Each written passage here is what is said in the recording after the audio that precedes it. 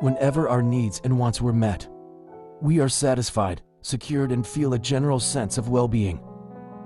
When deprived, our hunger is translated to frustrations, rejections, abandonment, and a sense of confusion.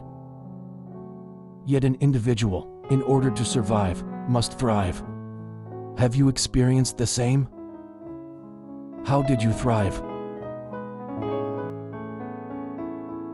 So we are now having a recollection, and our topic is individual wants and the evolution of the individuation of the self.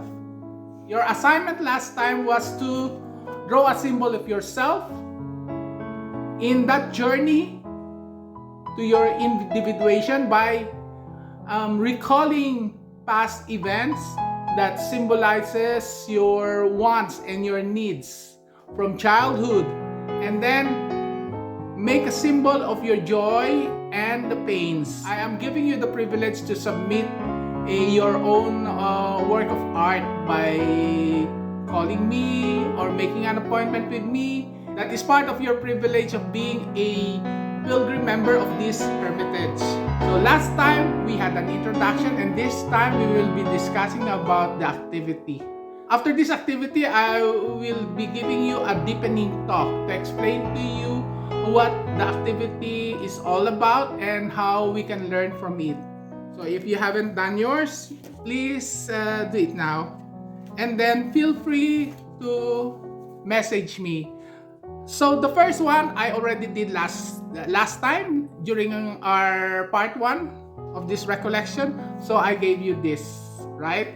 So here it symbolizes my childhood with my dad when we were walking along Divi Boulevard. So in this symbol, I symbolize my dad as the balloon, and the color of the child is red, and that is me, which means love. And the color of joy is what's this? Orange. And we were walking down the road. Actually, it's a memory of us walking down the Divi Boulevard. Divi Boulevard now is called Ross Boulevard. And during that time, I can understand that feeling. It's like some electric current runs over my body, and I was feeling so in love and happy just being with my dad. And I could still remember how I hold his hand, and I was thinking, I hope this experience will never pass. And that was about a late afternoon of that day. It could be Saturday or Sunday, because I remember on a Saturday or Sunday I am so excited because I know that my dad will be at home. He always stays at home, and then he went to his office during weekdays from Monday to Friday. But on Saturdays and Sundays he's always at home. I'm happy with my dad. And then in this illustration, the black figure, that's actually my shadow. So the black shadow represented all my pains, the pains of the childhood. I was happy inside the home, but when I started to go out of the house, when my mother started to bring me to school, so it was quite a painful experience. The separation is not at all that painful, but you know, when you are outside the house, you have this consciousness that perhaps the outside is just like at home, because I feel so much love, so much secured at home. But when you go out, it's not. It was not in my experience at that time, because I was bullied not only by my classmates, but also bullied by my teachers. And my teachers during that time were so harsh. Once we were noisy, kapag maingay kami, pinapalo kami. The teacher will spank us or hit us with a stick in our hands. And I remember, I do not know if I told my mom about that happened to me, because I remember, I know that I do not like to go to school. And there was a time also, I think I was in my 5th grade or 5th grade, I guess, 4th or 5th grade, when my teacher picked out all guys who are effeminate and then we were judged as gays. And then he asked us to tell our classmates why we are bakla, why we were gay. Being made to stand in front of your classmates. And then I felt humiliated by my teacher. But during that time, I didn't know I was. Because in fact, at such a young age, I think I was only around 10 or 11, I had some crushes with girls at that time. So I do not know what he means. Just because I was effeminate, so he put us to shame, he embarrassed us, and there's a lot of us there. He made us stand in front of our classmates. And then I remember there were teachers who always hit us, hurt us. Ewan ko, why it became so normal in school that giving us, bodily harm is okay. I hope it is no longer okay now, because it gave us that bad experience that we do not want to study anymore. So all my grades were failings, And then I remember my grade 3 teacher, she always swear at me, she always hit me, and then until all my grades were flanking, until the counselor advised my mom to hire a tutor. And only when I had a tutor that I was able to excel. It's because in the tutor, I didn't feel threatened like the way my teachers were threatening me. In my tutor, I felt that understanding, that compassion. And then I started to feel that eagerness, that want, that desire to learn more. I remember before, I hate mathematics. I hate numbers simply because every time I made a mistake, she hit me. So that was my experience. And then later on, in the course of this workshop, I was able to draw another one.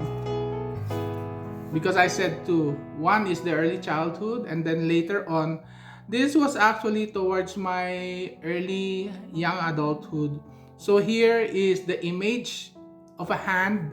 It's black in a prayer position, and with the radiant cross, in the background, and with an eyes of tears. And then surrounding it were rays. Actually, the rays of the shadow. So, because I was filled so much with shadow at the time, the shadow is the dark side of myself. I do not have a difficult childhood with my family, but I had a difficult encounter with people around me. And so that was my shadow. The difficulties was like the experience with other people was so painful that I try to seclude myself and I find refuge in praying. It was a mirror of what I've seen, experienced in my family. It's because if not for my mother, I will not be able to appreciate God's love. Because I remember during those times that my mother gave me a gift, and it's an illustrated Bible. I idolized some of the biblical characters, and I said myself, oh, I like to be like that, like Abraham, like King David, and especially the life of Jesus. In my family, it was my mother who introduced me to Jesus, to my religiosity. And then also, if not for my Lola, my grandmother, who always brings me to church, maybe I will not have that awareness of this religiosity, But I think reading the Bible, studying my faith, was very instrumental for me to grow deeper in my faith and in my relationship with God. So now, still this picture or this illustration is very dark. Although the colors are very light, right? But what I mean to show the darkness in it. but I also mean to show how I was able to cope up with it through prayers.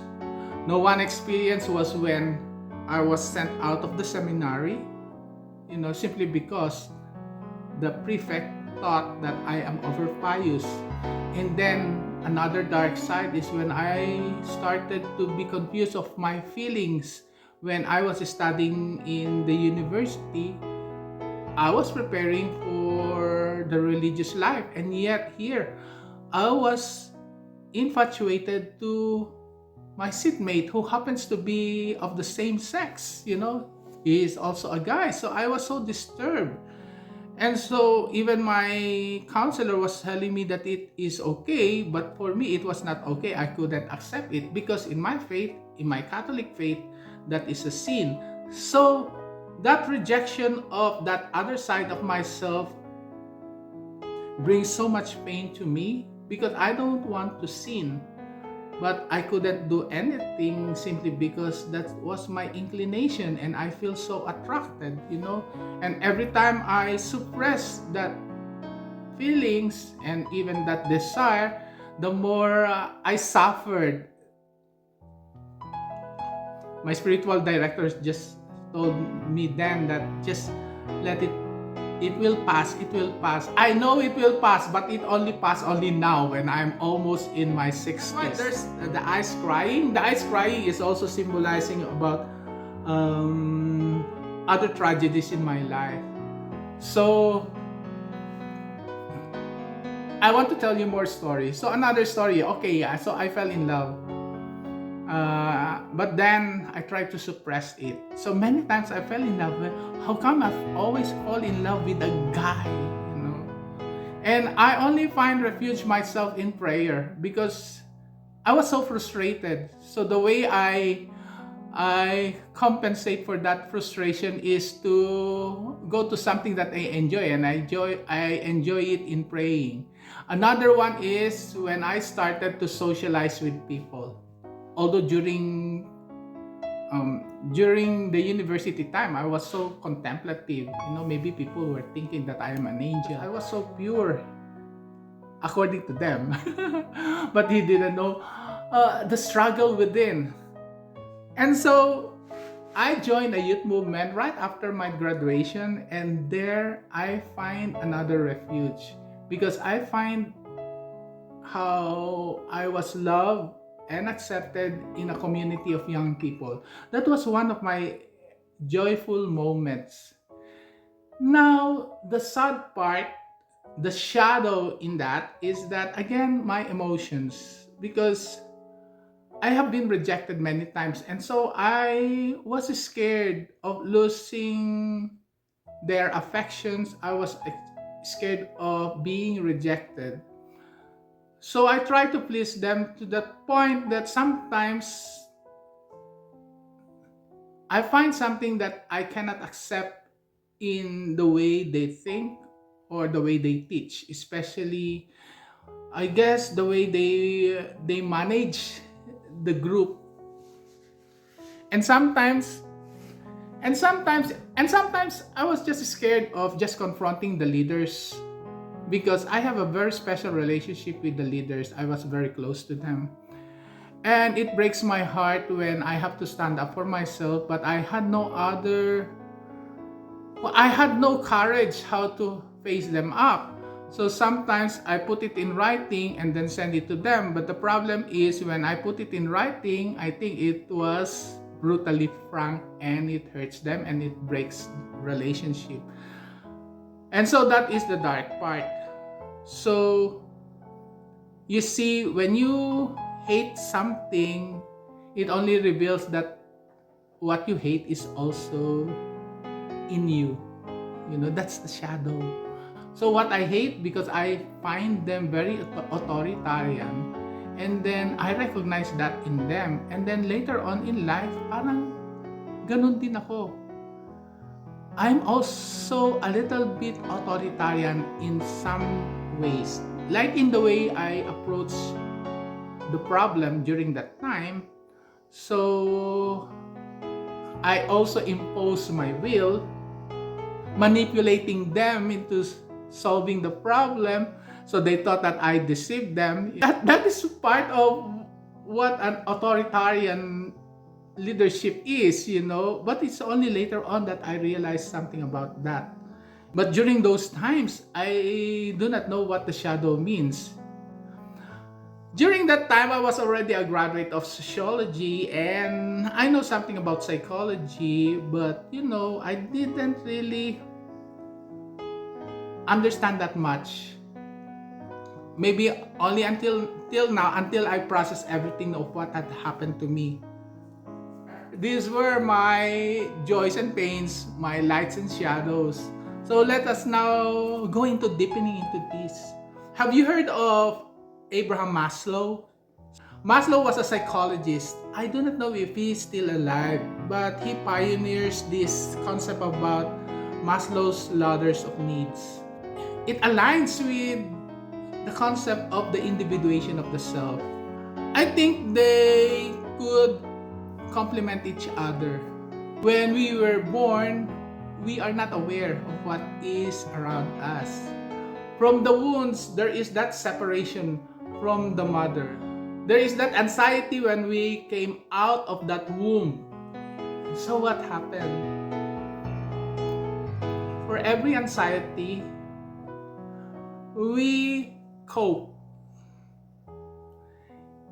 In that moment inside the womb, we have our own needs. It needs to survive, so it tries to get all the nutrients from the mother. And when the mother gave birth to us, we become independent of the mother, but yet not too independent. It's because we have to rely on the loving care of the people around us, especially our mother, our caregivers.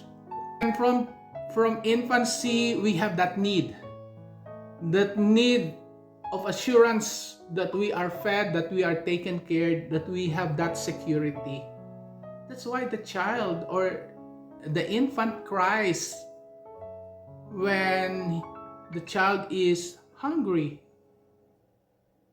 because that crying is a call for the caregiver to take care of the child. And when the child is deprived, what will happen? What could happen when we are deprived of that care? There is that craving in us. And if it is not given to us, this craving is translated into frustrations, a sense of rejection, abandonment. So that is part of our mechanism to survive. We create this defense mechanism whenever our needs and wants are not met. From infancy, we grow, and our needs also grow. So, but for example, if that needs is always deprived, so what will happen to the child, as he grows into this? Diba? What do you think?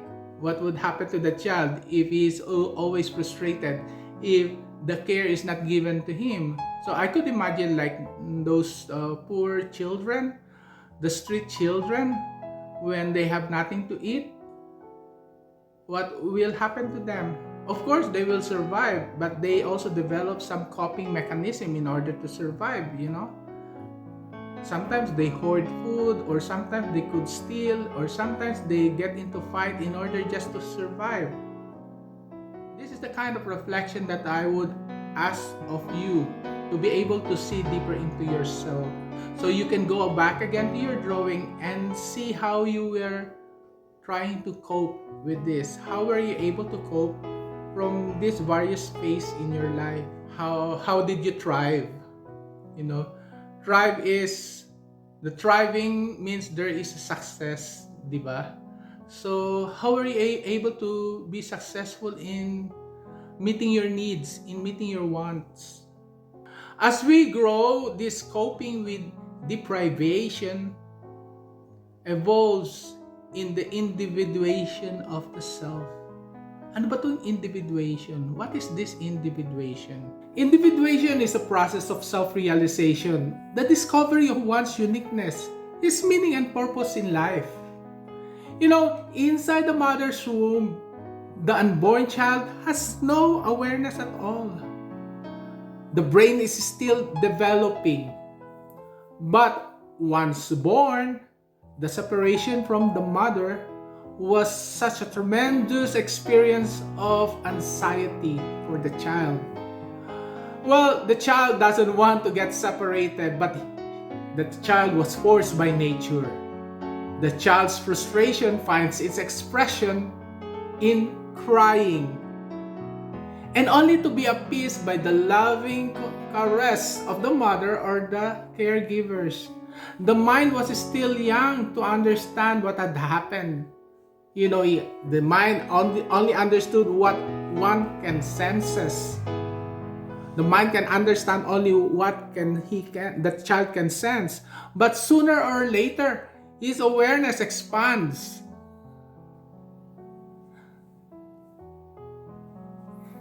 Now, satisfying needs encourages, frustrations discourages, and from this, the individual rationalizes his experiences as the individual ages. Then from there, the individual hopefully finds meaning and purpose in life. So that is individuation. And individuation is a process. As I was saying, the individual growing through need deprivation evolves in his individuation.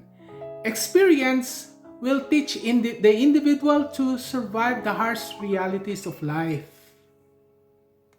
The conscious mind protects the self from anxiety in dealing with social pressures or sanctions.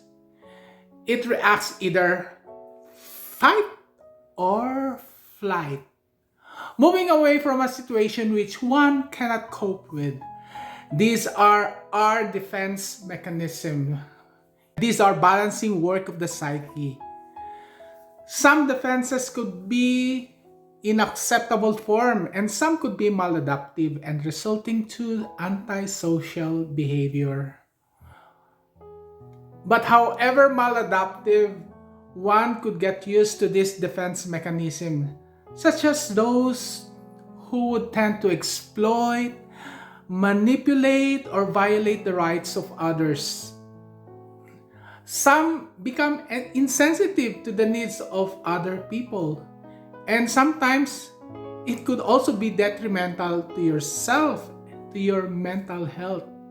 These are their ways of adapting to life in their struggles through their own individuation process. But some pass through this process without being aware of how the shadow possessed them.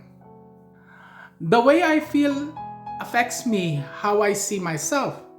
I call this self-image, and how I feel could also affect how others perceive me. Most often too, we are not aware that we project what is inside of us to others. Some would repress unwanted feelings and project the opposite to hide and protect the self from something considered unfavorable, shameful, dangerous, or even life-threatening. We need to protect our image, our personal, our public self. And I agree that we should not divulge everything about us. But what is important is that we know what is hidden inside us in the unconscious. And what is important is that we are open to look what is inside, in spite of all the darkness that could be hidden within, in spite of how dark it could be. It is in the unconscious that the individual could find his salvation, the help one needs to find. But one must have the courage to change what could be changed, and the acceptance to let go of what cannot be.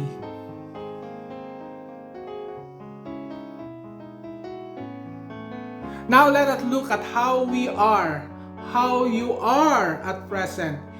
And now your assignment is to take note of your very recent dream.